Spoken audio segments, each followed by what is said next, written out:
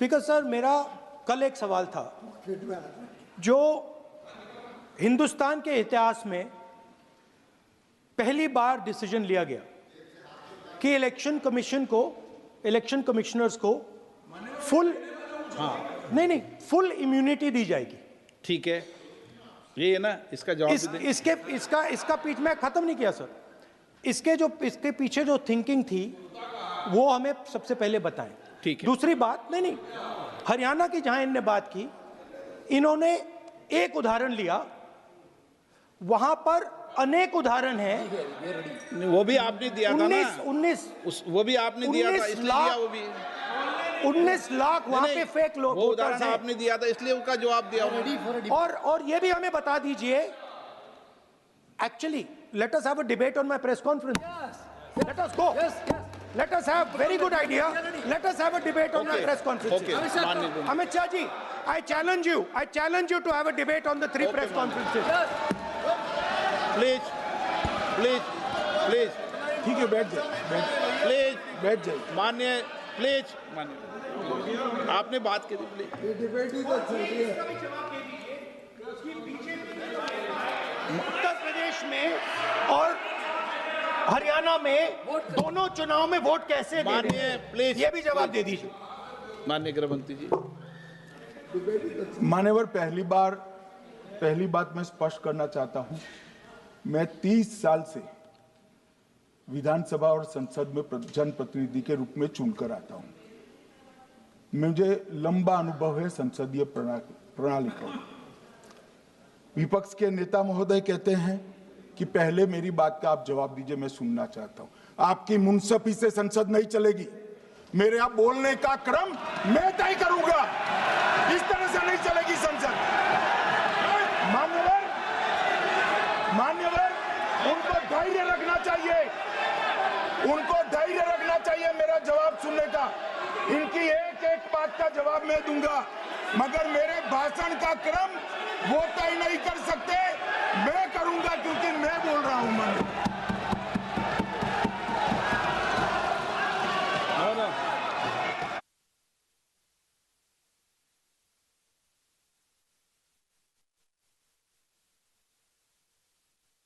एक मिनट गृह मंत्री जी, एक मिनट गृह मंत्री, क्या गलत बोला उन्होंने यही बोला, आपने जो बात उठाई है मुझे कब बोलना है मैं तय करूंगा, यही बोला ना, उसमें क्यों उत्तेजित हो रहे हो आप?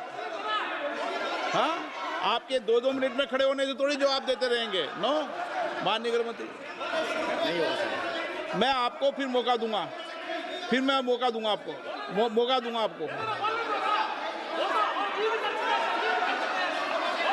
हाँ बोलिए, बोलिए सर।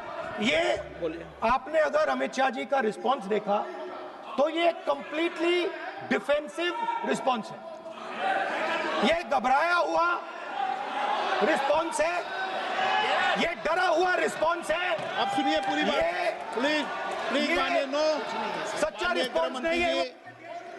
वंदे मातरम के भारत के सामर्थ्यशाली स्वरूप को प्रकट करते हुए आपने लिखा था,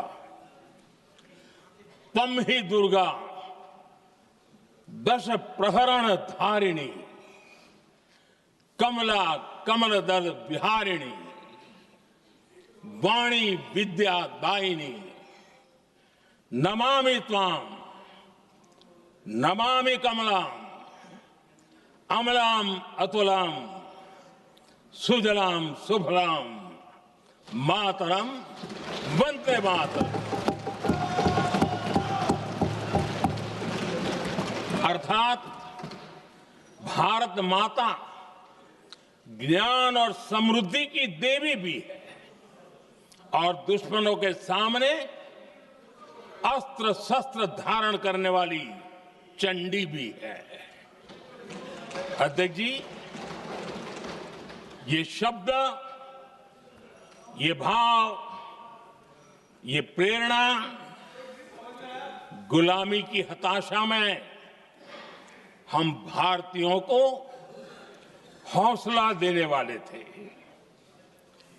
इन वाक्यों ने तब करोड़ों देशवासियों को यह एहसास कराया कि लड़ाई किसी जमीन के टुकड़े के लिए नहीं है। ये लड़ाई सिर्फ सत्ता के सिंहासन को कब्जा करने के लिए नहीं है। ये गुलामी की बेड़ियों को मुक्त कर हजारों साल की महान जो परंपराएं थी, महान संस्कृति, जो गौरवपूर्ण इतिहास था, उसको फिर से पुनर्जन्म कराने का संकल्प इसमें था।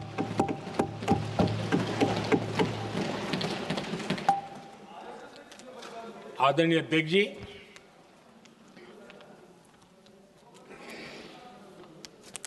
वंदे मातरम इसका जो जन जन से जुड़ाव था,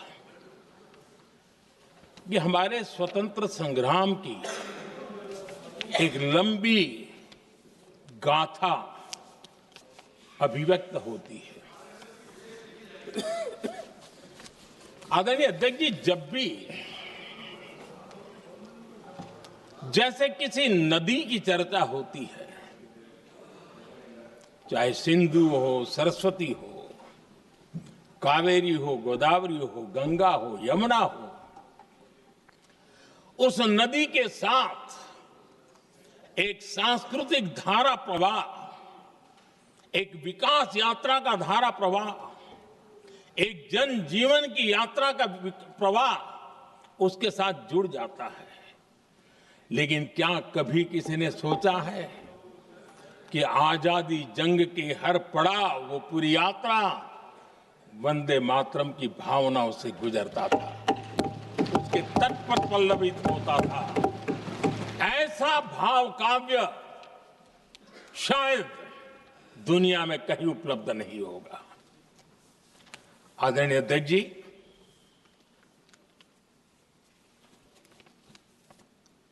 अंग्रेज समझ चुके थे कि 1857 के बाद लंबे समय तक भारत में टिकना उनके लिए मुश्किल लग रहा था। और जिस प्रकार से वो अपने सपने लेकर के आए थे, तब उनको लगा कि जब तक भारत को बांटेंगे नहीं, जब तक भारत को टुकड़ों में नहीं बांटेंगे, भारत में ही लोगों को एक दूसरे से लड़ाएंगे नहीं, तब तक यहां राज करना मुश्किल है। और अंग्रेजों ने बांटो और राज करो इस रास्ते को चुना और उन्होंने बंगाल को इसकी प्रयोगशाला बनाया, क्योंकि अंग्रेज भी जानते थे वो एक वक्त था जब बंगाल का बौद्धिक सामर्थ्य देश को दिशा देता था, देश को ताकत देता था, देश को प्रेरणा देता था। और इसलिए अंग्रेज भी चाहते थे कि बंगाल का ये जो सामर्थ्य है वो पूरे देश की शक्ति का एक प्रकार से केंद्र बिंदु है। और इसलिए अंग्रेजों ने सबसे पहले बंगाल के टुकड़े करने की दिशा में काम किया। और अंग्रेजों का मानना था कि एक बार बंगाल टूट गया तो ये देश भी टूट जाएगा और वो यावत चंद्र दिवाकर राज करते रहेंगे, ये इनकी सोच थी।